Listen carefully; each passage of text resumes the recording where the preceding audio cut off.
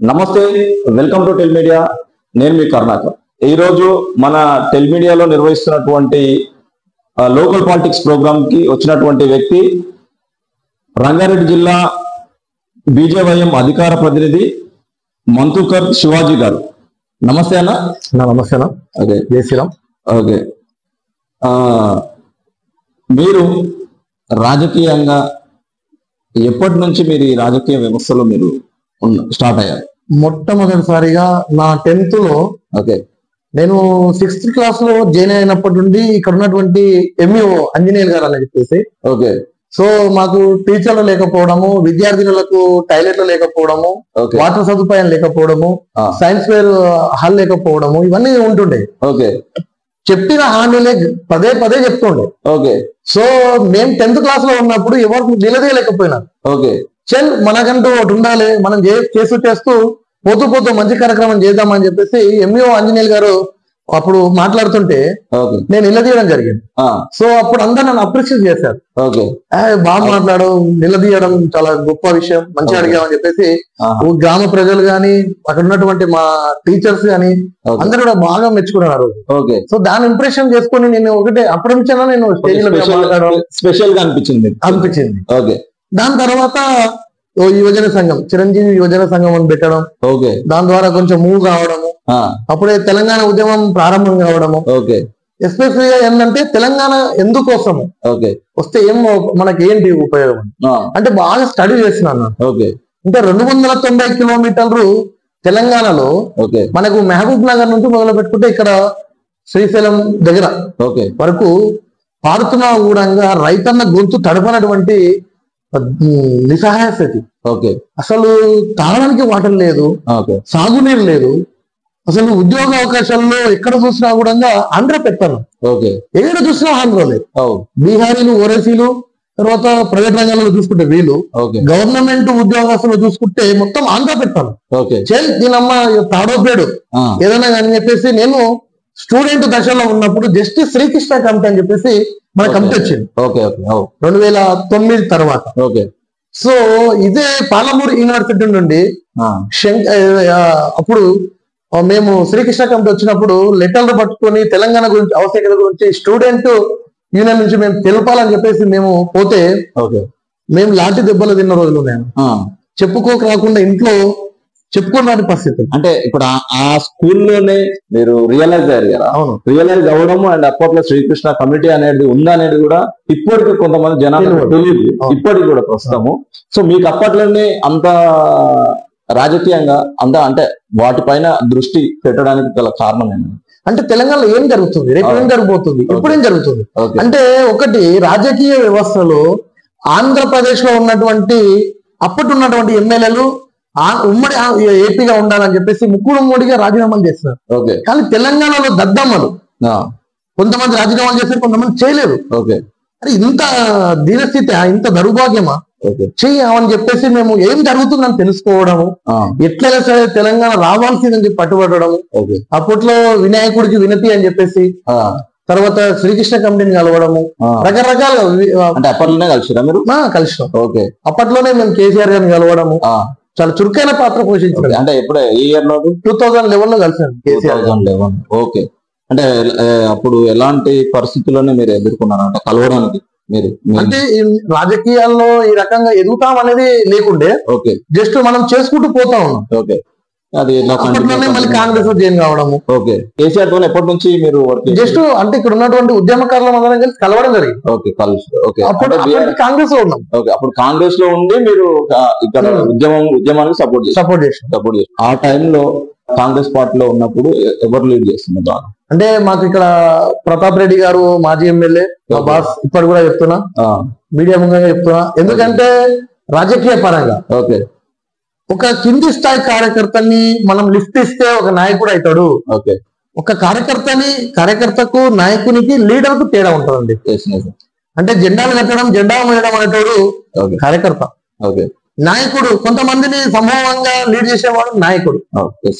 So leadership అంటే ప్రజల్లో గెలిపించడము, నిలబెట్టడం అన్నటువంటి లీడర్షిప్. సో ఆ థింగ్స్ నేను ప్రతాప్ రెడ్డి గారిలో చూశాను. మాకు మంచి సపోర్ట్ చేసినారు. లీడర్ అంటే ఇట్లా ఉండాలని చెప్పేసి మేము మేము ఆదర్శంగా తీసుకొని ముందుకు పోయినాం. ఓకే, అయితే రాజకీయాల్లో ఒక లీడర్ ఇంకో లీడర్ ని తయారు చేయగలడా? ఎస్, చేయొచ్చు, 100%. ఓకే, ఎట్లా చేయొచ్చు అంటే ఒక్కటండి, రాజకీయం అంటే 4 నిర్వచనాలు చెప్పొచ్చు. రా అంటే రాక్షసం, జ అంటే జనాలు, కీ అంటే కీడు చేయడం, యా అంటే యాచకులు తలవంచడమే రాజకీయం.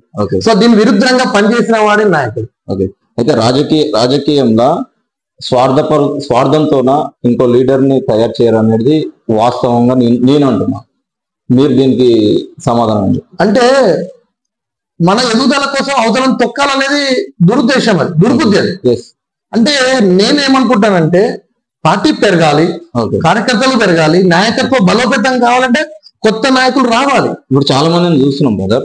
ఓకే, ఏమవుతుందంటే ఇప్పుడు ఒక లీడర్ ఉన్నాడు, ఇప్పుడు నేనున్నా, నా తర్వాత నా ప్లేస్ కి నా కొడుకునో లేకపోతే ఇంకెవరినో రెఫర్ చేస్తున్నా అని నా కింద కార్యకర్త మాత్రం రెఫర్ చేస్తున్నారు. సో అట్లాంటి నాయకులకు మీరు ఏం చెప్తారు? కుటుంబ రాజకీయాలకు స్వస్తి పలకాలి ముఖ్యంగా. ఓకే, సో ఇప్పుడున్నటువంటి యువత రాజకీయాల వైపు మార్పు కోసం పనిచేయాలి. సో కుటుంబ రాజకీయాలకు ప్రేరేపించేటువంటి నాయకుడు ఎవరైనా ఉంటాడు, వాడు ఎవరు పోవాల్సిన అవసరం లేదు. సో నువ్వే నిలదొక్కుని నువ్వే ముందుకు పోతే నువ్వే నాయకుడు అవ్వాలి. ఓకే బ్రదర్, అయితే మీరు కాంగ్రెస్ పార్టీలో ఎప్పటి నుంచి పనిచేశారు? నేను 2010 నుండి 18 ఎలక్షన్స్ వరకు పనిచేసాను. 18 ఎలక్షన్స్ వరకు. మరి ఈ కాంగ్రెస్ పార్టీలో అన్ని సంవత్సరాలు పనిచేసి ఈ బీజేపీలో ఎప్పుడు ఎంటర్ అయ్యారు? నేను పార్టీకి పనిచేస్తున్నాను. ఓకే, సో నేను ఎంపీటీసీకి కంటెస్ట్ చేయాలని చెప్పేసి ఉద్దేశంతో నేను సీట్ అడిగాను. ఓకే, సో టికెట్ అడిగితే వాళ్ళు లోపాయికారి. అంటే ఒకటే అండి, ఈ రాజకీయ వ్యవస్థలో ఏముందంటే ఈ పదవిలో నువ్వే ఉండాలి, ఈ పదవిలో నేనే ఉండాలి, ఆ పదవిలో మనోడే ఉండాలి. అన్ని పదవులు గబ్బగుత్తగా మనకే రావు. కానీ సగటుగా ఒక కార్యకర్త అన్నట్టు రాజకీయ పార్టీకి పనిచేస్తున్నప్పుడు అతన్ని లిఫ్ట్ ఇద్దాం, అతన్ని పుషప్ చేస్తే భవిష్యత్తులో ఒక మంచి నాయకుడు అవుతాడు, మనం తయారు చేసిన నాయకుడు అని చెప్పేసి ఉండాలి. కానీ ఇది లేదు.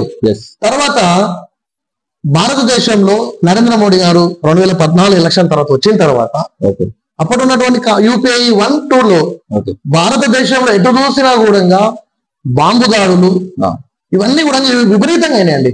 మామూలు ఉగ్రవాదం అనేది మామూలుగా లేదు. సో కేంద్రంలో నరేంద్ర మోడీ గారు ఏదైతే విజన్ తో పనిచేస్తున్నారో 2047 మామూలు విజన్ కాదు అది. ఒకరు ఎవరైనా సరే ఈ రోజు మనం గెలిచినాము, సీట్ గెలిచి కాపాడుకున్నాం, మనం ఎంత దాచుకున్నాం అనే విజన్ తో పనిచేస్తారు తప్పితే నరేంద్ర మోడీ గారు కేంద్రంలోకి అధికారంలోకి వచ్చిన తర్వాత దేశంలో ఎక్కడ కూడా ఉగ్రవాద చర్యలు అనేది ప్రేరేపించలేదు. ఉగ్రవాదం ఎక్కడ దగ్గర రీసెంట్ గా చూస్తున్నాం కదా, ఇప్పుడు మనకి రీసెంట్ గా కూడా జరిగింది కదా పహల్గామ్ లో కానీ. సో దానిపైన ఏమంటారు? ఒకటండి, ఎట్టు చేసినా సరే నరేంద్ర మోదీ గారు ఉగ్రవాదాన్ని మొత్తం కూడా పూర్తి స్థాయిలో అణచివేయాలనే సంకల్పంతో ఉన్నారు. సో పూర్తి స్వేచ్ఛ వాయువులు పీల్చుకుంటుంది ఈరోజు భారతదేశం అంతా కూడా. సో అప్పుడప్పుడు ఎదురవుతా ఉన్నా కూడా ఎక్కడ కూడా రాజీ పడకుండా ఉగ్రవాద చర్యలకు తావు లేకుండా పనిచేస్తా ఉంది నరేంద్ర మోదీ గారి ప్రభుత్వం. మెయిన్ వికసిత్ భారత్ 2047 అనే విధంతో పనిచేస్తా ఉంది. ముఖ్యంగా ఒక విషయం ఏంటంటే, మనం చిన్నప్పుడు చదువుకున్నప్పుడు India is development is country అని అనుకుంటాం. డెవలప్మెంట్ అవుతూనే ఉంది అనుకుంటాం మనం చదువుకున్న రోజులలో. అంటే కానీ నరేంద్ర మోదీ గారి ప్రభుత్వం వచ్చిన తర్వాత డెవలప్మెంట్ కంట్రీ. సో ఈ రోజు డిజిటల్ కరెన్సీ అనేది ప్రపంచ దేశంలో ఏ దేశం కూడా ఇంప్లిమెంట్ చేయట్లేదు, లేదు. సో మన ఇండియాలోనే ఉంది. సో ఈ రోజు భారతదేశంలో రోడ్ల కనెక్టివిటీ కానీ, రైల్వే కనెక్టివిటీ కానీ, అత్యాధునిక సాంకేతిక పరిజ్ఞానం కానీ, ఈ రోజు చంద్రుని మీద దక్షిణ ధ్రువం పైన కాలు పెట్టిన అంటే మన ఇండియా. సో గర్వకారంగా చెప్పుకునేటువంటి విషయాలు. ఓకే అండి, పర్లేదు. నేనేమంటున్నా, మీరు ఇప్పుడు నెక్స్ట్ అంటే ఇప్పుడు ప్రజెంట్ గా బీజేపీ పార్టీలకి ఎప్పుడు వచ్చారు? నేను 2019లో కిరణమ్మ గారు మా బాస్, ఆమె ఇప్పుడు కూడా. సో కాంగ్రెస్ లో ఉన్నప్పుడు కూడా అమ్మెంబడే నేను ఉన్నాను, ఇప్పుడు కూడా అమ్మెంబడే ఉన్నాను. అయితే ప్రధానంగా చూస్తే మీరు అప్పటి నుంచి ఇప్పటి వరకు మీరు కంటిన్యూ చేస్తా ఉన్నారు. సో మీరు చేసేటటువంటి కార్యక్రమాలు ఎలాంటి వాటిలో యాక్టివిటీస్ కానీ? పార్టీని ఎక్కడ చూసినా డెవలప్మెంట్ చేయాలి. సో భారతీయ జనతా పార్టీ అనేది దేశానికి అవసరం ఎంత ఉందో కింది స్థాయిలో గ్రామీణ స్థాయిలలో బలపడాలి. కింద స్థాయిలో వార్డు మెంబర్ నుంచి మొదలు పెట్టుకుంటే జెడ్పీ చైర్పర్సన్ వరకు కూడా. సో భారతీయ జనతా పార్టీ క్యాండిడేట్లు గెలిచి ఉంటే భారతదేశం మరెంతో రెట్టింపుగా మరెంతో వేగంగా అభివృద్ధి చెందడానికి చాలా అవకాశాలు ఉన్నాయి. దాని ఖచ్చితంగా ఆ దిశగా మా ప్రయాణం సాగుతుంది. ఓకే, అయితే ఇప్పుడు స్థానిక సంస్థల ఎలక్షన్స్ వస్తున్నాయి. అంటే నాకు తెలిసి వచ్చే సెప్టెంబర్ లోనే పెడతాం అనేటటువంటి ధోరణి గవర్నమెంట్ అయితే చూస్తుంది. సో దాని పర్పస్ లో మీరు మీ గ్రామంలో కానీ లేకపోతే మీ మండలంలో కానీ మీ జిల్లా స్థాయి మెంబర్ కాబట్టి మీరు ఎలాంటి నిర్ణయాలు తీసుకోబోతున్నారు నెక్స్ట్? అంటే ఒకటండి, పార్టీ నిర్ణయమే మా నిర్ణయం. ఓకే, సో పార్టీ ఎక్కడైతే పోటీ చేయమంటుందో, ఓకే, ఏ స్థాయిలో పోటీ చేయమంటుందో ఆదేశిస్తే ఖచ్చితంగా దాన్ని మేము శిరసా వహిస్తాము. ఖచ్చితంగా పోటీ చెయ్యాలి అనే ఉద్దేశంతో ఉన్నాను. సో పార్టీ నిర్ణయమే మా నిర్ణయం. ఓకే, అయితే మీది ప్రజెంట్ గ్రామం ఎక్కడ? లోకల్ కేశంపేట అవునండి. కేశంపేట. సో కేశంపేటలో ఎట్లా ఉంటుంది మరి? బీజేపీకి సంబంధించినటువంటి కార్యకర్తలు దాదాపు ఎంత ఓట్ బ్యాంక్ ఉండొచ్చండి? సో మొన్న ఎలక్షన్ లో చూసుకున్నట్టయితే అండి, పార్లమెంట్ ఎలక్షన్ లో చూసుకున్నట్టయితే మనకు మంచి మెజార్టీ వచ్చిందండి. 180 బహుశా 130 to 180 మెజార్టీ వచ్చింది కాంగ్రెస్ కంటే. కాంగ్రెస్ పార్టీ అభ్యర్థి గెలుపు కోసం వాళ్ళు చేయనటువంటి అరాచకాలు, డబ్బులు పంచిన, మద్యం పంచిన ఊడంగా ఈ దేశానికి నరేంద్ర మోదీ ప్రధాని అవసరం ఎంతో ఉంది అని గమనించి నా గ్రామం, నిజంగా చెప్తున్నా, నా గ్రామ ప్రజలకు నిజంగా వాళ్ళకు సురేష మంచి వాళ్ళకు పాదాభివందనం చేయొద్దు. ఎందుకంటే అంత గుర్తించి నరేంద్ర మోదీ గారికి ఆ బాసటిగా నిలబడి మంచి ఓట్ బ్యాంక్ ఇచ్చారు. బాగుంది. ఇక్కడ ఉన్న లోకల్ ప్రజలకైతే బీజేపీ పైన మంచి అభిప్రాయం ఉంది. ఓకే, అంటే మీరు ఎట్లాంటి యాక్టివిటీస్ మెయిన్ గా ప్రజల కోసం చాలా వరకు కృషి చేస్తారని చెప్పి విన్నా నేను. సో ఎట్లాంటి కార్యక్రమాలు చేస్తారు? నేను కరోనా టైంలో అండి, ఎవరు బయటికి రావడానికి భయపడుతూ జరుగుతున్న సమయంలో కూడా నేను ధైర్యం చేసి, సో నా వంతుగా ఒక 5 కిలోలు రైసు, ఒక ఆయిల్ ప్యాకెట్, కందిపప్పు, చింతపండు, కూరగాయలు ఇవన్నీ కూడా ఒక క్యారీ బ్యాగ్ లో చేసి గుర్తించి, అంటే ఎవరైతే ముసలి వాళ్ళు ఉంటారో, దిక్కు లేని వాళ్ళు, కొంతమంది కూలీనాలు చేసుకునే వాళ్ళు, ఎస్పీ వాళ్ళని గుర్తించి సో వీళ్ళకి ఇవ్వాలి అని చెప్పేసి వాళ్ళకు నిత్యావసర సరుకులు నేను 2 దాపాలుగా పంపిణీ చేశాను. సో గ్రామంలో కరోనా టైంలో సో పారిశుద్ధ కార్యక్రమాలు చేయాలంటేనే మనం బయటకు వెళ్ళగానే భయపడతాం. సో పారిశుద్ధ కార్యక్రమాలు బయటకు వచ్చి పనులు చేస్తుంటే వాళ్ళకి యాసబ్ కదా. సో వాళ్ళని కూడా గుర్తించాలని చెప్పేసి వాళ్ళకు నేను నిత్యావసర సరుకులు ఇవ్వడము, వాళ్ళని గుర్తించి వాళ్ళని సన్మానించడము నా బాధ్యత కాబట్టి ఆ రకంగా చేసుకున్నాము. తర్వాత రోడ్లకు మట్టి పోపించారు. రోడ్ల రైతాంగం పంట పండించిన పంట ఎక్కడైనా కింద పడడం కానీ, మీద పడడం కానీ, ఇంకేమైనా జరిగితే కూడా ప్రాణ నష్టం జరుగుతుంది. సో అప్పుడున్నటువంటి టీఆర్ఎస్ ప్రభుత్వం అంతా రోడ్లను నిర్వీర్యం చేసిపోయారు, పనులు చేయలేదు. సో దీన్నన్నా మనం ఒక పని చేస్తే ఇదన్నా ప్రభుత్వ దృష్టిలో ఉండి సో ఇవన్నీ చేయగలుగుతామని చెప్పేసి నాకు తోచేంత వరకు రోడ్లకు మట్టి పోపించడము, ఒక డయాలసిస్ పేషెంట్ కి కొంతవరకు ఒక మెడిసిన్స్ ఇవ్వడము. తర్వాత నేను కంటిన్యూ 5 years అవుతుంది పర్యావరణ పరిరక్షణ ధ్యేయంగా మనము రీసైక్లింగ్ అనే పద్ధతిని పాటించాలి. అంటే మట్టిని తీసుకోవడము, చెరువు నుండి మట్టిని తీసుకోవడము, నీళ్ళతో ఒక ప్రతిమను తయారు చేసి ఈ నవరాత్రులను వినాయకుని పూజించడం, తిరిగి మట్టిలో చెరువులోనే వేయడం ద్వారా ఏమైతుందంటే ఆ మట్టిలోనే కలిసిపోవడము, రీసైక్లింగ్ అనేది ఒకటి జరుగుతుంటది. సో పర్యావరణానికి హాని జరగదు, భూగర్భ జలాలు అనేది అంటడగవు. సో అక్కడ అందులో ఉన్నటువంటి జీవరాశి ఏదైతే ఉందో హాని జరగదు. రేపు భవిష్యత్ తరాలకు మనము పర్యావరణాన్ని రక్షించడం అయిపోయి. సో ఇప్పుడు అంతా కూడా ప్లాస్టిక్ ని ప్రోత్సహించడము, ఈ పిఓపి విగ్రహాలను చేయడము, ఇదంతా కూడా మనం చేతులారుగా మనమే ఈ పర్యావరణాన్ని నాశనం చేసుకోవడం అయిపోయింది. సో మనవంతుగా చేయాలనే ఉద్దేశంతో ఇవన్నీ కార్యక్రమాలు చేసుకుంటూ వస్తున్నాం. కాంగ్రెస్ పార్టీ ప్రజెంట్ అధికారం తెలంగాణ రాష్ట్రంలో అధికారంలో ఉన్నటువంటి కాంగ్రెస్ పార్టీ ఏ విధంగా పనిచేస్తున్నారు? 420 మేనిఫెస్టో, ఏ పార్టీకైనా సరే మేనిఫెస్టో అనేది ఒక రాజ్యాంగం, ఆ పార్టీకి ఆ రాజ్యాంగం అది.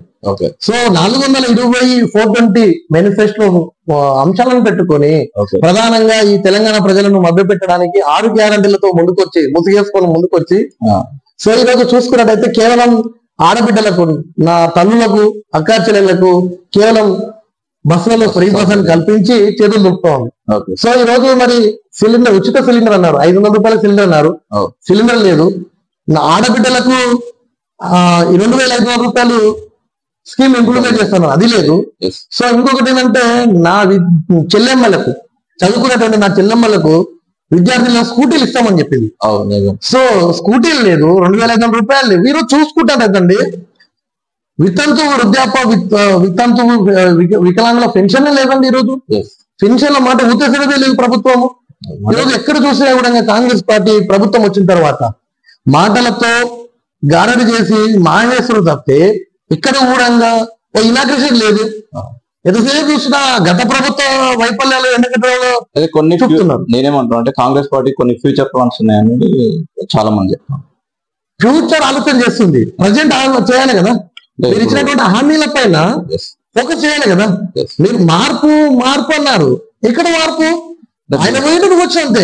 అంటే బీఆర్ఎస్ పార్టీ ఉన్నప్పుడే కొన్ని వేల కోట్ల అప్పులు చేసి వెళ్ళిపోయింది కాబట్టి మేము వాటిని కట్టడానికి మాత్రం మేము ప్రజెంట్ మాకు వస్తున్నటువంటి రెవెన్యూ దానికి ఇంకా అప్పులు తీసుకొచ్చి కూడా అంటే ఒకటండి, కేసీఆర్ గారు కాళేశ్వరం పేరుతో చెప్పుకొని జలదోపిడీ, నిధుల దోపిడీ చేసింది ఒకటి. సో ఈయనేం చేస్తుందంటే మొత్తం ఫ్యూచర్ ప్లానింగ్స్ అని చెప్పేసి మూసీ రివర్ అది అని చెప్పేసి తర్వాత అప్పులు కట్టుతున్నామని చెప్పేసి ఇదే మబ్బులో ఉన్నాడు. సో రాష్ట్రానికి రావాల్సినటువంటి నిధులు ఏ విధంగా రావాలి, సో ఆర్థిక ప్రణాళికలు ఉండాలి. సో రాష్ట్రానికి బడ్జెట్ అంటే నిధులు రావాలి అంటే మనకి ఇప్పుడు ఒకటండి ఇన్కమ్ సోర్స్ చూసుకోవాలి. ఇప్పుడు ప్రజెంట్ గా ఒక ప్రాబ్లం నడుస్తుంది. అంటే ఏంటంటే ఈ యూరియా పైన ఒక వర్షం నడుస్తుంది. యూరియా ఏంటంటే మొత్తం సెంట్రల్ నుంచి వస్తా ఉంది. సెంట్రల్ నుంచే మనకు రావాల్సిన యూరియాని మనకు రానివ్వకుండా చేస్తున్నారు అన్నటువంటి వాదన వినబడుతుంది ఎక్కడ మన తెలంగాణ. సో ఇది కాంగ్రెస్ వాళ్ళు అంటున్నటువంటి వర్షన్, దీని మీద మీరు ఎట్లా? ముఖ్యంగా అండి కేంద్ర ప్రభుత్వాన్ని అడ్డుకోవాలి, కేంద్ర ప్రభుత్వాన్ని బదలాం చేయాలి, బీజేపీని బదలాం చేయాలనే ఉద్దేశంతో తప్పితే ఇప్పుడు నరేంద్ర మోదీ గారు మీరు చూస్తా ఉన్నారు లేదండి, బాగా చూస్తా ఉండండి రైల్వేలో. సో జనాలని ప్యాసింజర్ నడిచేటువంటి ట్రైన్లను ఆపుతుంది కానీ గూడ్స్ ట్రైన్లు ఇక్కడ ఆపుతలేదు. సో ప్రజలకు అవసరమైనటువంటి నిత్యావసరాలు ఏవైతే ఉన్నాయో వాటన్నిటిని మీద తెరవేస్తున్నారు. సో వీళ్ళ చేతులారా వీళ్ళే ఆపుతున్నారు. అంటే బీజేపీ బదలాం చేయాలి, నరేంద్ర మోదీ పైన బురద జల్లాలి, ఇవే తప్పితే రాష్ట్రంలో ఉన్నటువంటి రైతాంగానికి ఇంకేం సేవలు చేయాలి అని ఆ దురదృష్టి ఆలోచన ఈ ప్రభుత్వానికి లేదు అసలు. సో అయితే బ్రదర్ శివాజీ గారు, మీరు ఈ రాజకీయాల్లోకి మీరేనా లేకపోతే మీ నాన్నగారి నుంచి కూడా ఈ రాజకీయంలో ఉన్నారా? ఏంటి? ఒకటండి, మా తాతగారు మా నాన్న చిన్న ఉన్నప్పుడు చనిపోయినారు. సో మా నాన్నగారికి రాజకీయం అంటే ఇష్టం లేదు. ఎందుకంటే రాజకీయం అంటేనే కక్ష సాధింపులు, మడ్డలు ఉంటాయి, కక్ష సాధింపులు ఉంటాయి, అణచివేత ధోరణులు ఉంటాయి. సో మనం పెద్ద ధనికులము కాదు, మన దగ్గర 1000 కోట్ల ఎకరాలు లేవు, ఇవన్నీ లేవు, మనకెందుకు లేరా రాజకీయాలు అని చెప్పేసి మా నాన్న అంటుండే. సో నేను అంటున్నాను, మా నాన్నతో పదే చెప్పాను. సో నాన్న మనము బాపు అంటాము, బాపు ఓకే నేను తాను కింద పడిపోతా, లేవరాని పరిస్థితుల్లో ఉంటాం. ఎవరో ఒకరు వచ్చి అదే కింద పడ్డారు అని చెప్పి లేపుతారు కదా. సరే నేను కింద పడ్డా అని చెప్పేసి తను చూసుకుంటే పోతే ఎవరు లేపాలి? నువ్వు లేకపోతే తన లేపకపోయి తను లేపకపోయి. అంటే రాజకీయ వ్యవస్థలో మొత్తం కూడా రాజకీయం అంటే ఎవడ అబ్బ సొత్తు కాదు, నయానో భయానో భయపెట్టించి చేయాలనే మూర్ఖత్వము దానికి స్వస్తి పలకాలి. ముఖ్యంగా రాజకీయం ఏంటంటే ఇప్పుడు నేను చేయాలనే కారణం ఏంటంటే మార్పు. ప్రజెంట్ గా చూస్తే నాయకుడు అంటే ఎలా ఉండాలి బ్రదర్? నాయకుడు అనేటోడు, నేను ఒక జిల్లాధికార ప్రతినిధిలో ఉన్నాను. సో నేను కింది నుంచి వచ్చాను కాబట్టి నా స్థానం ఖాళీ అయినప్పుడు, నేను పైకి వెళ్ళినప్పుడు, ఇంకొక పదవికి వెళ్ళినప్పుడు, సో నా స్థానాల్లోకి నేను ఖాళీ అయినటువంటి తన దాంట్లోకి వాళ్ళని కూడా తీసుకురావాలి. సో మనం ముందుకు వెళ్తా ఉంటుంటే మనం ఎంబడి నడుచుకుంటూ వాళ్ళని తీసుకెళ్ళాలి. సో ఆ స్థానాలను భర్తీ చేయాలి. చేయడం వల్ల ఏమవుతున్నాయంటే కొత్త తరం నాయకులు పుట్టుకొస్తుంటారు. భవిష్యత్తులో వాళ్ళకు కూడా అవకాశాలు మనం అందించాలి. సో వాళ్ళు అందరికీ అవకాశాలు అనేది రావు, అందిపుచ్చుకోవాలి. సో అయితే ఇప్పుడు ప్రజెంట్ గా చూస్తే మీరు ఆర్యకట్టిక సంఘం ఏదో సంథింగ్ ఉంది కదా. అవును. సో మీ దాంట్లో అసలు మీ కేటగిరీలో చూస్తే ఎక్కువ రాజకీయ నాయకులు అయితే ఎవరు చాలా వరకు తక్కువ ఉన్నారు. సో మీరు ఎలా దాంట్లో మూవ్మెంట్ తీసుకుంటారు? ముఖ్యంగా అండి ఈరోజు ఏ మీటింగ్ లకు పోయినా సరే అన్ని కులాల పేర్లు తెలుస్తాడు, కానీ ఆర్యకట్టిక అనేది కోల్వరు. ముఖ్యంగా 19 రాష్ట్రాలలో మా ఎస్సీ కేటగిరీలో ఉందండి. సో ఉత్తరప్రదేశ్ లో చూసుకున్నా, మహారాష్ట్రలో చూసుకున్నా, ఇంకెక్కడ చూసుకున్నా సరే అత్యధికంగా దాంట్లో మా ఆర్యకట్టిక ఎంపీలు ఎమ్మెల్యేలు ఉన్నారు. వీరేందర్ కుమార్ కటిక్ అని చెప్పేసి మీరు చూస్తుండొచ్చు, గూగుల్ ట్రై చేయొచ్చు.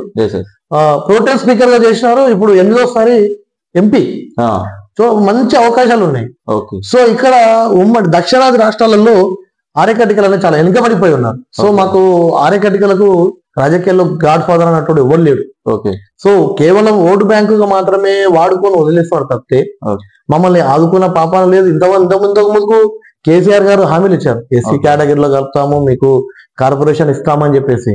సో వారిపైన కూడా మేము అసెంబ్లీ ముట్టడి చేయడము, ఆ తర్వాత ప్రగతి భవన్ లో ముట్టడి చేయడము, ధర్నాలు, రస్తాలు ఇవన్నీ చాలా చేసాము. ఇంకా ముందు కూడా ఉంటాయి. ఖచ్చితంగా ఒకటి ఏంటంటే నేను నమ్మే సిద్ధాంతం ఏంటంటే రాజకీయాల్లో ఎవరు కూడా అవకాశాలు అందించారు. సో అందిపుచ్చుకోవాలి. ఆ దిశగా మా ఆర్యకట్టిక కులంలో కూడా ఖచ్చితంగా మా పాత్ర ఉంటది. ఆ దిశగా మా కార్యాచరణలో మేము రూపొందించుకుంటాం. మీ నాన్నగారు కూడా రాజకీయంలో ఉన్నారా, లేకపోతే మీతోనే మీరు నుంచే మొదలు పెట్టిరా? లేదండి, నా నుంచే. అయితే వాస్తవికంగా ఏంటంటే రాజకీయంలో మార్పు అనేది యువనంతో స్టార్ట్ కావాలి. ఒక్క అడుగుతోటే స్టార్ట్ అవుతుంది ఏదైనా సరే, ఒక్కరితోటే మార్పు అవుతుంది. సో ఆ ఒక్కడు మనం ఎందుకు కావద్దు, అవునే కదా. సో ఆ మార్పు అనేది మన నుంచే స్టార్ట్ చేద్దాం. ముఖ్యంగా ఈరోజు యువకులు ఆలోచన చేయాలి. ఈరోజు ముఖ్యంగా రాజకీయాల్లో రాజకీయ నాయకుడు నీకు దమ్ముంటే ప్రజల్లో ఆదరణ పెంచుకొని గెలవాలి. సో డబ్బులు విపరీతంగా పనిచేసి సోమరిపోతులను చేసేసి వాళ్ళని మద్యానికి బానిసలను చేసి బీరుకు బిర్యానీకి చెడు వ్యసనాలకు బానిసలు చేసేసి ఇక ఏం లాభం అండి. నాయకుడు అంటే ఒకటండి, నేను ఒకసారి చూసాను. నేను చదువుకుంటున్నటువంటి సమయాల్లో మీరు P Janardhan Reddy Congress party MLA అయినా ఆయన ఒకటే కాదు, చాలా మంది చూసినాం మనము. రాజశేఖర రెడ్డి కానీ, ఎన్టీ రామారావు గారు కానివ్వండి. సో ఇలాంటి వాళ్ళని ఆదర్శంగా తీసుకుంటే ఒకటి రాజకీయాల్లో ఎంత సంపాదించడం కాదు, ప్రజల గుండెలో స్థిరంగా నిలిచిపోయేవాళ్ళు కూడా. ఒకటండి, నాయకుడు చనిపోతే వాడి పాడె మోయడానికి చేతులు పోటీ పడాలి. సో మట్టి కూడపడానికి పారతో కూడితే అతను బొంద పెరగదు. గుప్పడి మట్టి గుంపులు వచ్చి గుప్పడి మట్టి వేస్తే మనం బొంద పెరగాలి. అంటే ప్రజల్లో అది నిజమైనటువంటి నాయకుడు. బోరున నాయకుడు చనిపోతే బోరున విలపించినటువంటి గుండె హార్ట్ అటాక్లు వచ్చి గుండెపోటు వచ్చి చనిపోయిన వాళ్ళు చాలా మంది చూస్తాం. అరే రాజకీయం అంటే గా దిశగా ఉండాలి.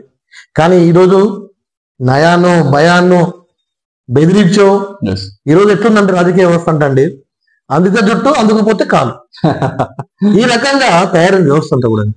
సో యువత దానికి వ్యతిరేకంగా పోరాటం చేయాలి. యువత చూపు రాజకీయాల మార్పు వైపు అనేది ఉండాలి. కానీ యువకులే ఈరోజు పెడదారిన పడితే వాస్తవికంగా గమనిస్తే భగత్ సింగ్ గాని, సుభాష్ చంద్రబోస్ గాని, అల్లూరి సీతారామరాజు గాని నూనె మీసాల యువకులు వీళ్ళు. సో ఆ రోజులలో మత్తు పదార్థాలు విపరీతంగానే బ్రిటిష్ వాళ్ళు సారాయి కాల్చిపోవడము ఎన్నో చేశారు. కానీ వాళ్ళకు వ్యతిరేకంగా పోరాడి నూనె మీసాల యువకులు వాళ్ళు తల్లి తండ్రులను విడిచిపెట్టి కుటుంబాలను వదిలిపెట్టి దేశ స్వాతంత్రం కోసం పోరాటం చేసి భారతదేశాన్ని స్వేచ్ఛా వాయువులు పీల్చుకునే విధంగా ఆ దిశకు ప్రయాణం చేసింది. ఈ రోజు యువత ఏం చేస్తుంది? డ్రగ్స్, మత్తు పదార్థాలకు, మత్తు పానీయాలకు అలవాటు పడి ఈ ఎటువంటి రాజకీయాల పైన, ప్రజల పైన, వ్యవస్థ పైన అవగాహన లేనటువంటి దుర్మార్గులు, అంగుష్ట వాళ్ళు కూడా ఈరోజు రాజకీయ వ్యవస్థ నడుపుతా ఉన్నారు, ప్రభుత్వం నడుపుతున్నారు.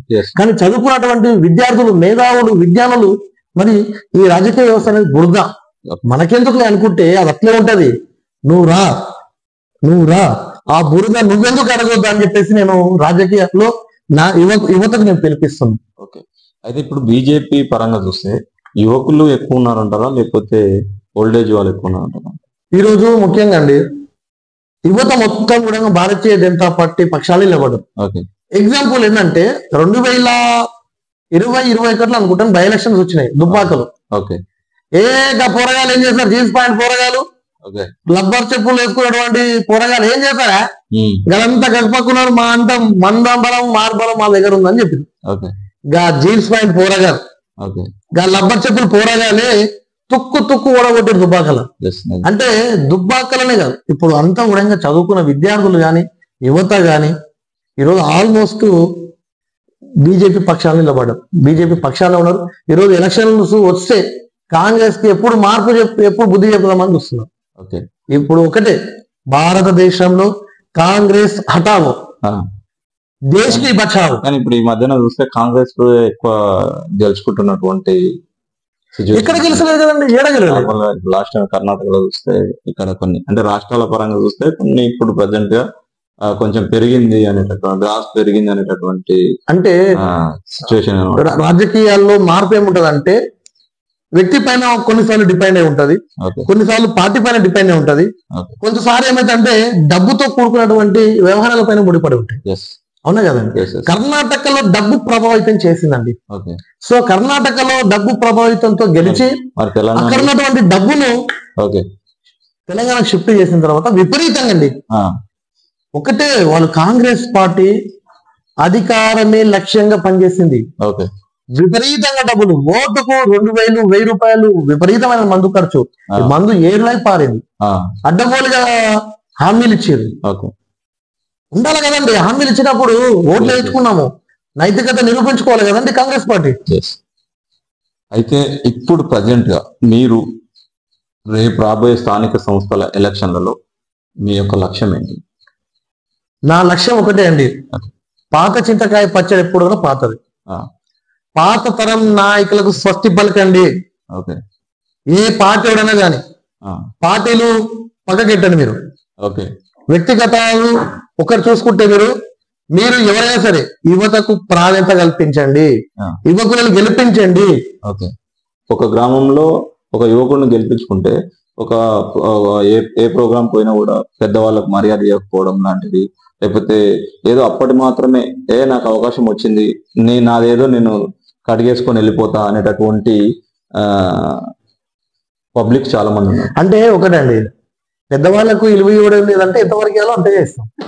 వాడు చేయరాని పనులు చేసేసి అడమైన పనులు చేస్తే నేను ఇప్పటికీ నేను సుధపూస అని చెప్పి వస్తే గౌరవించానండి. సో యువకులకు ఎట్లుంటది అంటండి, ఈ రోజు నాకు 35 years. సో ఈ రోజు నేను సర్పంచ్ గెలిచినా, ఎంపీటీసీ గెలిచినా నా వీజన్ వేరే ఉంటుంది. ఎట్లుంటది, లేదు ఈరోజు సర్పంచ్ గెలిచినాం, ఎంపీటీసీ గెలిచినాం, సాల్వ్ జీవితానికి అనుకోవడం తప్పది. రేపు ఎమ్మెల్యే కావాలి, చాలా మంది అట్లా అనుకుంటారు. వాస్తవాన్ని చూస్తే రేపు ఎమ్మెల్యే కావాలి, ఎంపీని కావాలి, మినిస్టర్ని కావాలి. నేను కూడా ఇది అసలు కావాల్సింది వాస్తవాన్ని కదా అండి. జనరల్ గా ఆలోచించేది ఏంటంటే ఏదో అప్పటి మాత్రం నా గర్జు తీరింది, గడ్డకెక్కింది అనేది ఒక విషయం. సో చాలా మందిని చూస్తున్నాం మేము. అంటే యువకుల్లో ఈ రకంగా ఆలోచన వచ్చింది. యువకులలో ఈ రకంగా ఆలోచన వచ్చింది. మనం పోయిన ఎలక్షన్ లో చూసుకున్నాం, సర్పంచ్ ఎలక్షన్ లో చాలా వరకు యువకులే గెలిచారు. అవునా కదా. అంటే ఒకటండి, ఈరోజు యువకులు దేశానికి వెన్నుముక లాంటి వాళ్ళు అన్ని రంగాల్లో ఉన్నారు. యువకులకు పట్టం కట్టాల్సింది, పాత రాజకీయ నాయకులకు స్వస్తి పలకాల్సింది. ఎందుకంటే వాళ్ళు ఎప్పుడు చూసినా నయానో భయానో, భయపెట్టు, లేకపోతే ఇంత ఏదైనా మందు మార్బలం చూపించో, అంతే తప్పితే ఏం లేదు. ఒక బీజన్ ఉండాలి, రేపు ఆ నాయకుడు చనిపోతే చేతులు పోటీ పడాలి. చాలా మంచిది. అంటే నిజంగా ఫ్యూచర్ ప్లాన్ అనేది ఎక్కువ పెట్టుకుంటే మనం యువకులు అనేది సక్సెస్ కావడానికి అవకాశం లేదు. ఏదో అప్పటి మాత్రం ఏదో మనం గెలిచామా, లేకపోతే మనం సంపాదించుకొని బయటపడ్డామా, సో ఈ టైప్ కాకుండా జనాలకు సేవ చేస్తే ఏమవుతుంది, మళ్ళీ సెకండ్ టైం వచ్చినప్పుడు నిన్ను గుర్తించడానికి అవకాశం.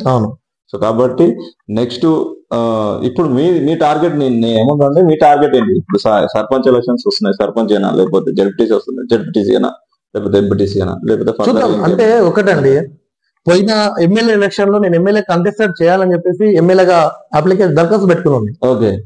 సో నా విజన్ ఏంటంటే ఇప్పుడు గెలిచేటోళ్ళకి అవకాశం ఇవ్వాలి. Okay done. నేను గెలిచిన ఓకే, యువకులందరూ కలిసి నాకు అవకాశం ఇస్తే ఓకే. ఓకే. లేదు ఇంకా మీకు ఇంకా బెటర్ ఛాయిస్ ఇస్తాము, ఓకే, ఇంకొక ఛాన్స్ ఇద్దామన్నా ఓకే. కానీ ఇక్కడ ఎటు తిరిగినా సరే కానీ యువత వైపే రాజకీయాలు చుట్టుకోవాలి, తిరగాలి. ఓకే. మరి ఇక్కడ మీ ఏరియాలో నీకు బాగా సపోర్ట్ చేసేటటువంటి మీ కార్యకర్తలు ఎవరు ఉన్నారండి? మా డిఫరెంట్ గా ఇప్పుడు ఒకటి ఏమంటున్నారంటే, ఓకే, నా విజన్ నచ్చి సో నేను స్ట్రేట్ గా మాట్లాడతాను, అగ్రెసివ్ మాట్లాడతాను, ఉన్నట్టు మాట్లాడతాను. ఎవడు అయ్యాక తప్పుగా నేనేం బినామీని కాదు, నేనేం లంగదండలు లేవు, లుచ్చదండలు లేవు. సో నేనేం అడ్డగోలుగా అడ్డమైన వ్యాపారాలు లేవు. సో నా వ్యాపారం ఒకటే, నేను చేసుకొని బతా. ఒకరికి తల్లోకి భయపడి బతకాలని లేదు. ఆ కాన్సెప్ట్ వాళ్ళకి నచ్చింది కాబట్టి అంటే మీకు 100% సపోర్ట్ ఉన్నాం. ఓటుగా వేస్తాం. ఒక వ్యక్తికో, ఒక వర్గానికో, ఒక సామాజిక వర్గానికో భయపడి కొంతమంది రాలేకపోవచ్చు. కానీ ఒకటే అంటున్నాను, భయపడుతూ బతికేవాడు బానిస, ఆ బానిస సంఖ్యలు తెలిసేవాడే భాష. నువ్వు బానిసగా ఉంటావా భాషగా ఉంటావా నిర్ణయించుకోవాల్సింది నువ్వు. అవునా కదా? ఎన్ని రోజులు అని చెప్పేసి చెట్లు కట్టుకొని ఒకటండి, నేను బాగా చూస్తున్నాను, ఒక ఎమ్మెల్యే గాని ఎంపీ గాని ఓ స్టేజ్ మీద మాట్లాడుతుంటే కార్యకర్తలు చాలా వరకు చూశారు. ఇంకా చేతులు కట్టుకొని ఎమ్మెల్యే గారు ముంగల కుర్చీలో కూర్చొని మాట్లాడుతుంటే ఇంకా మన కార్యకర్తలు ఇంకా ఇట్లా పడుకుంటారు. తప్పది, తప్పది నిజం. ఎందుకంటే 10 ఏళ్ల నుండి నువ్వు జెండాలు కడుతున్నావు, 10 ఏళ్ల నుండి నువ్వు జెండాలు మోస్తున్నావు. అరే నువ్వు ఎప్పుడు రా నాయన, జెండా ఎప్పుడు చూస్తావు, జెండా ఎప్పుడు ఆవిష్కరణ చేస్తావు, పతావిష్కరణ చేసేది నువ్వెప్పుడు, నువ్వెప్పుడు ఎమ్మెల్యే పక్కన కూర్చుంటావు. ఇది మానుకుంటారా నాయన, నువ్వెప్పుడు నీ సొంతగా ఎదిగేటువంటి ఆలోచన మార్పు అనేది యువకుల్లో రావాలి. అంతేగాని నేను ఒకటండి, ఇప్పుడు నాయకుడు అటువంటి గెలిచి పక్కకోగానే వాళ్ళు మర్చిపోతున్నాను. తప్పది, తప్పది. ఎందుకంటే రాత్రి భవన్లు భార్యా పిల్లలు విడిచిపెట్టి, తల్లిదండ్రులు విడిచిపెట్టి, కుటుంబాన్ని విడిచిపెట్టి, పరిహారం అంతా కూడా వదిలిపెట్టేసి నీకోసం పనిచేసి గెలిపించండి చూడండి, వాళ్ళకి సెల్యూట్ చేయాలండి. నిజంగా చెప్తున్నాం. అయితే బ్రదర్, బీజేపీ అంటేనే ఒక మతపరమైనటువంటి విద్వేష అంటే కొన్ని రెచ్చగొట్టేటటువంటి కార్యకలాపాలను నిర్వహిస్తున్నారని చెప్పేసి బయట టాక్. సో దాని విషయంలో మీరేం మాట్లాడతారు? ఇది 1000% తప్పండి. ఎందుకు? మతపరమైన పార్టీ అంటే ఎక్కడైనా మతాల మధ్య చిచ్చు పెట్టిందా? పోనీ మసీదులకు వచ్చి చిచ్చు పెట్టిందా పార్టీ? లేకపోతే చర్చిలకు వచ్చి చర్చిలను గులగొట్టి చర్చిలలో నొల్లి పెట్టిందా? కాదు కదా. సో ఒకటండి, భారతదేశం ఒక హిందూ దేశం. సో హిందూ దేశంలో హిందువులు మెజార్టీగా కాదా? అదే కదా. సో మెజార్టీకి మైనార్టీ వాళ్ళు వచ్చి మెజార్టీని కొడుతుంటే మరి చూసుకోవాలా. సో కాంగ్రెస్ ఓడికి కావాలి ముస్లింల ఓట్ బ్యాంక్, కాంగ్రెస్ ఓడికి కావాలి క్రిస్టియన్స్ ఓట్ బ్యాంక్, హిందువుల ఓట్లు కూడా కావాలి. సో హిందూ దేవాలయాల పైన, హిందూ పరివారం పైన, హిందువుల పైన దాడులు జరిగితే మరి కాంగ్రెస్ పార్టీ ఎందుకు నోరు మెదపదండి? టిఆర్ఎస్ పార్టీ ఎందుకు నోరు మెదపదండి? సో ఒకటి ఏంటంటే, అంటే నేనేమంటాను అంటే, ఇప్పుడు ఈ హిందూ దేవాలయాల పైన కానీ లేకపోతే ఈ ముస్లింల పైన, అంటే ఏదైతే మసీదుల పైన కానీ కొన్ని దాడులు అనేవి కామన్లీ జరుగుతూనే ఉంటాయి. అంటే వీళ్ళని వాళ్ళు ఇలా చేసుకోవడం కామన్. కానీ దాన్ని గవర్నమెంట్ హ్యాండ్ ఓవర్ లోనే దాని గురించి ఏదైనా చర్య తీసుకోవాలనేటటువంటి ఒకటండి. ఎక్కడ కూడా మత విద్వాంసాలు ఎక్కడ కూడా లేవు. ఒకటి, కేంద్రంలో భారతీయ జనతా పార్టీ నరేంద్ర మోదీ గారిని దించడమే లక్ష్యంగా పెట్టుకొని పనిచేస్తా ఉన్నారు. ఈరోజు భారతదేశంలో ముఖ్యంగా చూసుకుంటే పాకిస్తాన్ లో హిందువులను ఊచకోతకు వస్తున్నారు. నేను అడుగుతున్నా ఈరోజు ఇదే కాంగ్రెస్ వాళ్ళని, టిఆర్ఎస్ వాళ్ళని, ఇంకా మిగతా ఇతర పార్టీలు అందరూ కూడా వాళ్ళు కూడా ఓట్లేసారు కదా. మరి పాకిస్తాన్ లో ఊచకోత వస్తుంటే ఎదవగాడేమో పాకిస్తాన్ లవ్ చేస్తా అంటాడు, వాడు పాకిస్తాన్ ప్రేమిస్తామంటాడు, వాడు అన్నదానం లేకుందామన్నాడు.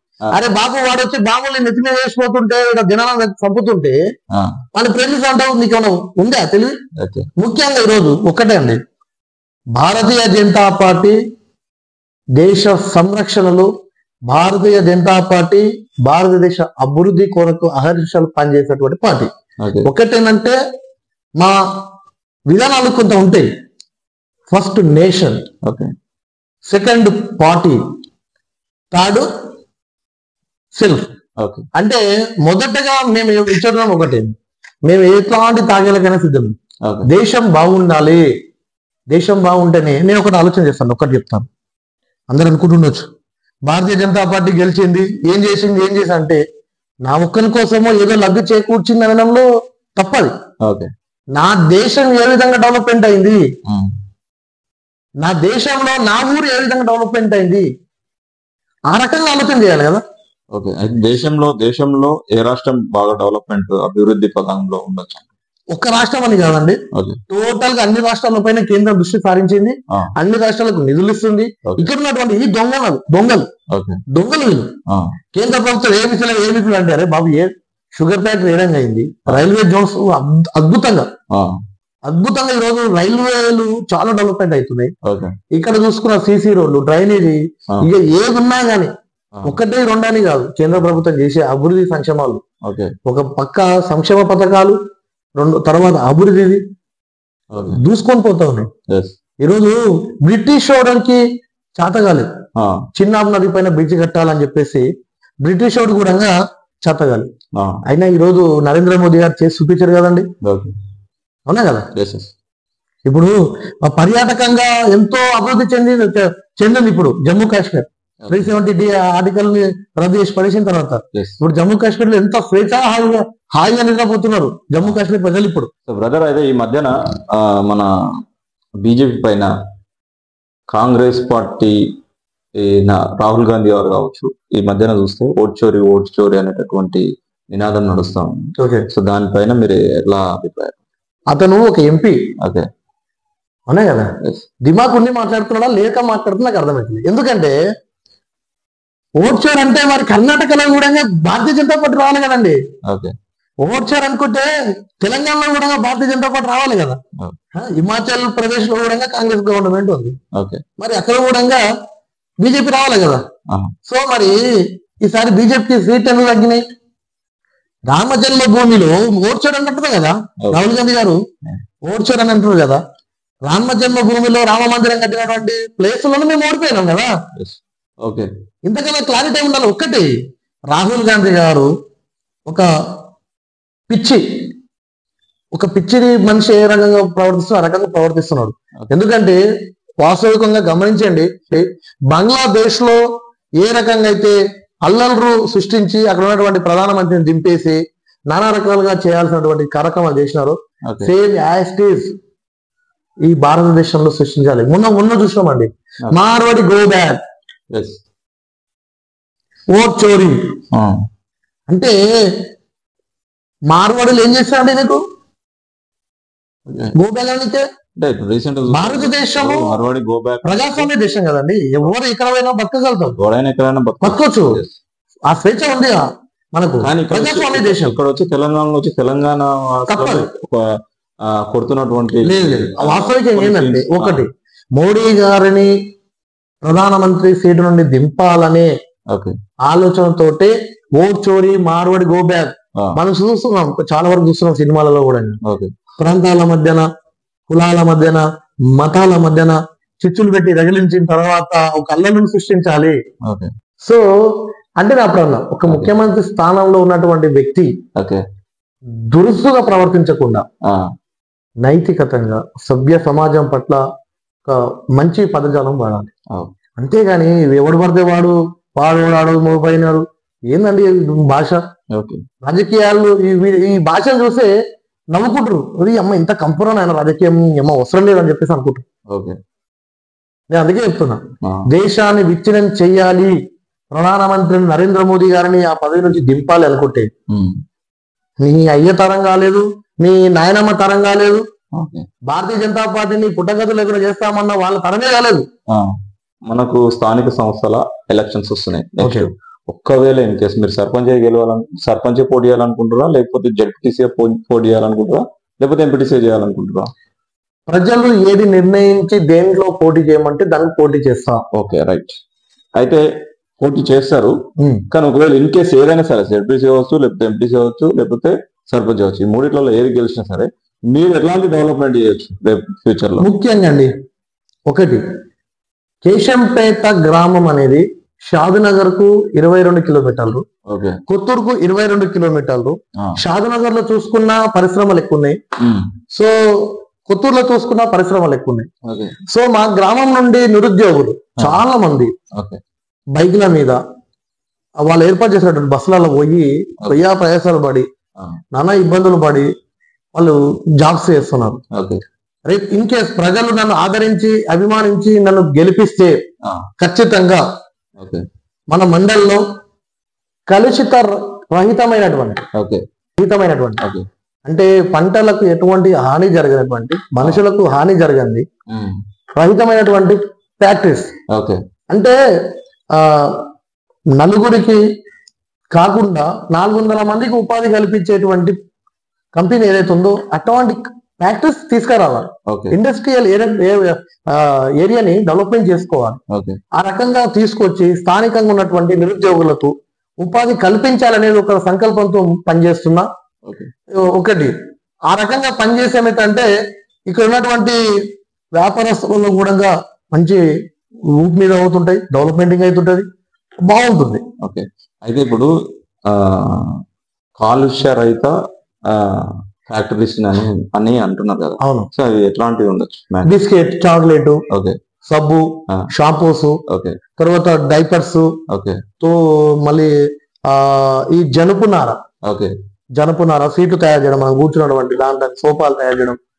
సో ఇంకా ఎలక్ట్రిషియన్ పరంగా టీవీలు, ఇంకా రకరకాలు ఉన్నాయి.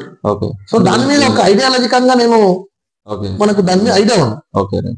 సో అట్లాంటివి తీసుకొచ్చి మీరు మీ గ్రామాన్ని చేద్దామని.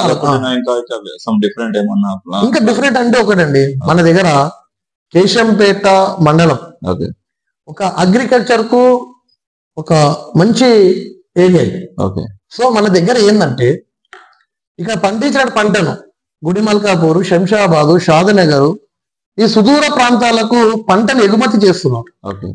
సో అక్కడ అమ్ముకోవడానికి పోతుంటే యాక్సిడెంట్ అవ్వడం, చనిపోవడం, రైతు చనిపోవడం, కాలు చేతులు విరిగిపోవడం, ఆ కుటుంబ పెద్ద భారం అవడము, ఇంటికి మొత్తం కుటుంబం మొత్తం చిన్న దినం అవుతుంది కుటుంబం పెద్ద పోతే.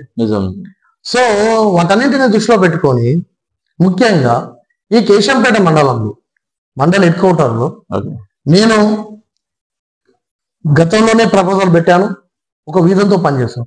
కేశంపేట మండల కేంద్రంలో కూరగాయల మార్కెట్, వెజిటేబుల్ మార్కెట్ తీసుకురావాలనేది నా సంకల్పం.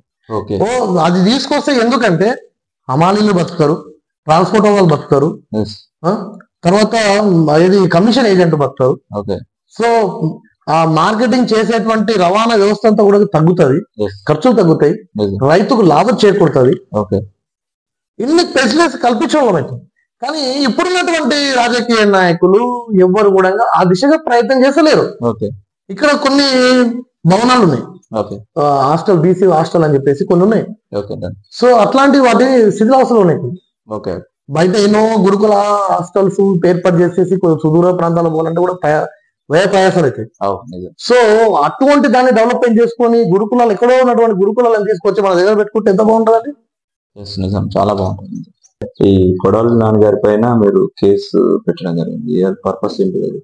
కొడాలి నాన్నగారి పైన కేసు పెట్టడం అంటే అండి, వాస్తవికంగా రామ మందిర శంకుస్థాపన జరిగేటప్పుడు ఆయన నరేంద్ర మోదీ గారు కుటుంబాన్ని, ఫ్యామిలీని అంతా వదిలేసి దేశానికి అంకితమైనటువంటి ఒక గొప్ప యోధుడు. అట్లాంటి వ్యక్తిని దురుసుగా ప్రవర్తించి మాట్లాడితే నాకు నచ్చలండి. తర్వాత దుర్గా గుడిలో వేణుగుబొమ్మలు పోవడము, అంతర్వేదిలో రథాన్ని కాలబెట్టడము, తర్వాత ఇంకా మంగళగిరిలో ఆంజనేయ స్వామిని విరగొట్టడము, ఇట్లాంటి అక్కడ ఏపీలో కొన్ని వైసీపీ గవర్నమెంట్ లో కొన్ని దాడులు జరిగినాయి. సో నేను ఒకసారి కొడాలి గారితో మాట్లాడాను. ఏంటండి ఇలా మాట్లాడుతున్నారు, ఇలా మాట్లాడదు కదా, మీరు మంచి పొజిషన్ లో ఉన్నారు, ఒక మంత్రి, మీరు ఇట్లా మాట్లాడే పద్ధతి కాదండి. బేషరతుగా టీవీల ముంగలకు వచ్చి ప్రెస్లో ముంగల నేను క్షమాపణ కోరుతున్నానంట అని చెప్పాను. లేకపోతే బిడ్డ రాళ్ళని తీసుకొని కొడతా అని చెప్పాను. డైరెక్ట్ చెప్పాను. చూశాను 48 hours టైం ఇచ్చిన, ఇవి రాలే, స్పందించాను. సరే అని చెప్పేసి సీదా పోయి ఎస్ఐ గారికి కంప్లైంట్ ఇచ్చాను. తర్వాత వాళ్ళ పిఎల్ ఫోన్ చేసినారు, ఏం సంగతి మేము చూసు, అరే నువ్వు రారా పోయి మా ఇంటికి రా, మా అడ్రస్ కూడా చెప్తాను చెప్పిన. మండల్లో మీకు మంచి సపోర్ట్ చేసేటటువంటి బీజేపీ కార్యకర్తలు ఎవరు ఉన్నారు? సీనియర్ నాయకులు అందరూ సపోర్ట్ ఉన్నారండి నాకు. ఎందుకంటే మాకు ఇక్కడ ఉన్నటువంటి సీనియర్ నాయకులు చాలా మంది ఉన్నారు. వాస్తవికంగా వాళ్ళని నేను ఆదర్శంగా తీసుకున్నాను. ఎందుకంటే ఇక్కడ వార్డ్ మెంబర్ నుంచి జెడ్పీ చైర్పర్సన్ వరకు ఎవ్వరు లేరు. లేకున్నా కూడా పార్టీని నమ్ముకున్నటువంటి సిద్ధాంతం కోసం, పట్టుకున్న జెండా కోసం వాళ్ళు 30 ఏళ్ళ నుంచి పనిచేస్తా ఉన్నారు. నేను రావడం కూడా వాళ్ళకి సంతోషంగా హ్యాపీగా వెల్కమ్ చేశారు. సో వాళ్ళ అండదండలు, వాళ్ళ ఆశీర్వాదం నాకు ఉంది. వాళ్ళు డెఫినెట్ మంచి ప్రోత్సాహం ఇస్తారు. మా సీనియర్ నాయకులు ఎవరైనా సరే, సీనియర్ గానీ జూనియర్ గానీ ఎవరైనా సరే మంచి రెస్పాన్స్ ఉంటుంది. ఏదైనా సరే డన్, ప్రజా వ్యతిరేక కార్యకలాపాలైన పోరాటం చేయడానికి మంచి సపోర్ట్ ఇస్తారు. Gun shot question. ఈ గన్ షాట్ క్వశ్చన్స్ ఏంటంటే ఒక వాటి నుంచి వాళ్ళ నుంచి మీరు ఏం నేర్చుకోవాలి? Simple question. ఓకేనా? సో మొదటగా కేసీఆర్ ఉద్యమ స్ఫూర్తి లేని దాంట్లో రగిలించడంలో ప్రజలని ఎట్లా మోటివేషన్ చేయాలి, ఒక స్టేట్ ఫార్వర్డ్ ఉన్న వ్యక్తి. నరేంద్ర మోడీ అన్ని త్యాగం చేసి దేశం కోసం ముందున్న వ్యక్తి. ఆయన నుంచి నేర్చుకోవాల్సిందంటే స్వార్థం ఇవన్నీ వదిలిపెట్టి చిత్తశుద్ధితో పనిచేసే వ్యక్తిత్వం ఆయనది. అది నేర్చుకోవచ్చు. రేవంత్ రెడ్డి ఫైటర్, మంచి ఫైటర్. మంచి ఫైటర్, వాగ్దాటి. కేటీఆర్ మంచి వాగ్దాటి. సో టైగర్, ఎందుకంటే మంచి ఫైటర్, మంచి బ్యాటర్ ఉన్న వ్యక్ి. సో ఫైటర్ అంటే ఎవరిని ఏం చేయాలో కూడా నాకు తెలుసు. నెక్స్ట్ చూసుకుంటే బండి సంజయ్ ఒక తెగువ వల్ల నాయకుడు. అంటే ఆ కార్యకర్తలకు ఏ జరిగినా కూడా నేనున్నానంటూ ముందుండే ఏకైక వ్యక్తి బండి సంజయ్ గారు. వెంకయ్య నాయుడు ఒక మంచి సబ్జెక్టు, నిబద్ధత, ఒక రాజకీయాల్లో ఉండాల్సినటువంటి వ్యక్తి. ఆయన చూసి చాలా నేర్చుకోవచ్చండి. రాజకీయాలు ఎలా ఉండాలి, ఏం నేర్చుకోవాలి, ఎలా మెలగాలి, రాజకీయం ఎలా చేయాలి. ఒక మంచి సబ్జెక్టు, ఒక నిజాయితీ పరుడు, ఒక మంచి వ్యక్తి. వైఎస్ఆర్ ఆయన పేద ప్రజల కోసం నిరంతరం పనిచేసిన వ్యక్తి. సో చెరగని ముద్ర వేసుకున్నాడు. ప్రజానాయకుడు అంటే ఎట్లుండాలనేది చూపించాడు. చంద్రబాబు నాయుడు ఒక విజన్ గల నాయకుడు. భవిష్యత్ తరాలకు ముందే ఊహించుకొని ఒక విజన్ పెట్టుకొని పనిచేసినటువంటి నాయకుడు. వైఎస్ జగన్ అంటూ అంటే ఒకటండి, వైఎస్ జగన్మోహన్ రెడ్డి తన అధికారం కోసమే పనిచేసుకున్న నాయకుడు. సీఎం కావడం కోసమే లక్ష్యంగా పెట్టుకొని పనిచేసిన నాయకుడు. Pawan Kalyan future development vision, తెగువ, ఒక హైందవ సమాజం కోసం, హైందవం కోసం, హిందుత్వం కోసం, ఈ స్టూడెంట్ అన్నిటి కోసం ఆల్ రౌండర్ మంచి ఫైటర్. కిషన్ రెడ్డి ఒక నిజాయితీ గల కార్యకర్త. ఒక కార్యకర్త స్థాయి నుండి కేంద్ర మంత్రిగా ఎదగొచ్చు అని నిరూపించిన వ్యక్తి కిషన్ రెడ్డి గారు. పార్టీ కోసం అంకిత భావంతో పనిచేసిన గొప్ప వ్యక్తి. ఒక మంచి సభ్యత, రాజకీయాల్లో వల్గర్ గా అట్లాంటి మాటలు ఉండవు. కిషన్ రెడ్డి గారు చాలా గౌరవప్రదమైనటువంటి వ్యక్తి, గౌరవప్రదంగా మాట్లాడతారు. నేను చూసినటువంటి వ్యక్తులలో కిషన్ రెడ్డి గారు స్పీచ్ వినాలంటే చాలా బాగుంటుందండి. అయితే రాబోయే స్థానిక సంస్థల ఎలక్షన్లలో మీ పార్టీ నుంచే మీరు నిలబడతారా, లేకపోతే అదర్ అంటే ఏదైనా పార్టీతో నా కుమ్మక్కై మీరు పనిచేస్తాం? చీచిది ఒక పక్క పార్టీలతో కుమ్మక్కయ్యేటువంటి దౌర్భాగ్య స్థితి మాకు లేదు, మా పార్టీ కూడా లేదండి. ఏదన్నా గెలిపోవటంలు అంటే ఎలక్షన్ టైం, ఇప్పుడు స్థానిక సంస్థల ఎలక్షన్లలో ఎప్పుడు కూడా అంటే కామన్ గా జరుగుతున్నటువంటి మ్యాటర్ ఏంటంటే రెండు పార్టీలు లేకపోతే సంథింగ్ జరుగుతా ఉన్నాయి. ఎందుకంటే స్థానిక సంస్థలలో పార్టీలను చూడరు జనాలు. క్యాండిడేట్ మంచిగా ఉందంటే వాళ్ళు ఎవరైనా కూడా మిక్స్ అయ్యి ఓటింగ్ అనేది జరుగుతుంది. సో దాని పర్పస్ లో ఏమంటుంది? ఒకటండి, ఈరోజు పక్క పార్టీలతో కుమ్మక్కయ్యి రాజకీయం చేసేంత దౌర్భాగ్య పరిస్థితి భారతీయ జనతా పార్టీకి లేదు, రాదు కూడా. గెలుస్తామా ఓడతామా. ఇప్పుడు బీఆర్ఎస్ తో కలిసే పరిస్థితి, కలిసే మూమెంట్ ఉంది అనేటటువంటి వాదన వినబడుతుంది బయట. ఇప్పుడు ఈ చిన్నపిల్లలు గేమ్ ఆడుతుంటారు. ఓకే, ఆ చిన్నపిల్లల గేమ్ లెక్క నాకు కనిపిస్తుంది బీఆర్ఎస్ కాంగ్రెస్ చేసేటువంటి ఇది. కాంగ్రెస్ తోటేమో ములాఖాత్ అని చెప్పేసి బీఆర్ఎస్ అంటది, బీఆర్ఎస్ ఏమో ఈ రెండు పార్టీలు ఒకటని ఇది అంటది. ఓకే, మాకు ఏ పార్టీతో కలిసేటువంటి దౌర్భాగ్యం ఇంకా రాలేదు. అయితే ఇప్పుడు మొన్న చూస్తున్నాం రీసెంట్ గా ఈ గువ్వల బాలరాజు గారు. గువ్వల బాలరాజు ఏం చేసిండ్రు, ఈ బీఆర్ఎస్ నుంచి వాళ్ళే అడ్వాన్స్ బీజేపీలోకి వస్తారని చెప్పేసి ఈయన అడ్వాన్స్డ్ గా బీజేపీలోకి వచ్చినటువంటి పరిస్థితి. అవును. సో మీరు వినంగా ఇప్పుడు ఆయన ముందే హింట్ ఇచ్చింది కాబట్టి, సో అట్లాంటి పరిణామాలు ఏమైనా ఇక్కడ చోటు లేదండి. వాస్తవికంగా వారు ఒక మాట అన్నారు. ఓకే, వాళ్ళు ఏమన్నారంటే బీఆర్ఎస్ బీజేపీలో విలీనం కావచ్చు అన్నారు, అంతే తప్పితే అవుతుంది అని చెప్పేసి అనలేదు. అన్నా కదా. సో దానికంటే ఇంకొకటి ఏంటంటే ఆయన ఆల్రెడీ చెప్పినాడు, నేను కేసీఆర్ గారి యొక్క నియంత్రణలో పనిచేసినాను, కానీ నాకు నియంత్రణలో పనిచేసేది నాకు ఇష్టం లేకనే ఇన్ని రోజులు నేను చేతులు కట్టుకొని ఉండాల్సి వచ్చింది. నాకు ఇప్పుడు ఒక గంగలో మునిగి పాలనలో మునిగి కడిగా ముత్తిన వల్లే నేను బయటకు వచ్చి ఈరోజు భారతీయ జనతా పార్టీ కడుపు నాకు గర్వకరంగా ఉందని చెప్పి అన్నారు. So Bharatiya Janata party BRS తో కుమ్మక్కయ్యే దౌర్భాగ్య స్థితి లేదు, ఆ పరిస్థితి రాదు. ఎవరితో ములాఖాత్ కావాల్సిన అవసరం మాకు లేదు. ఏదన్నా ఒంటరి పోరాటమే చేస్తాం, ఒంటరిగానే పోటీ చేస్తాం.